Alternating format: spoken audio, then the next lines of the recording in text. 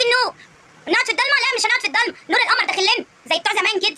شوف يا حموزو اطفي التلفزيون. الكهرباء. سلام عليكم. احنا طلعنا وقلنا تحيا مصر وبنحبك يا مصر وبنحب كل حاجه ومبسوطين خالص جدا يعني بالوزير اللي التعليم عمله وفرحانين ومهيصين ومزقططين ومفرفشين. قمنا دخلنا في ترند وزير التعليم وخدنا على جفانا. الكهرباء زادت. البسوا بقى بنتلهي في ترند عشان هم يلبسونا. انا طبعا بقول لكم الحل. احنا نعيش من غير لمبه، ما نولعش لمبات خالص، ما نقعدش في لمبات خالص عشان نعيش في ايه؟ نوفر الكهرباء شويه بالنسبه للنور. ما نشغلش مراوح، واوعوا طبعا ده اكيد يعني ما بنشغلش ايه؟ تكييفات. طيب ماشي. الثلاجه هي ساعه واحده تتلج والفريزر يتلج كده ويعمل تلج كبير وتقوموا حاشرين كل الاكل فيه وبعد كده فاصلين الثلاجه عشان نوفر في الثلاجه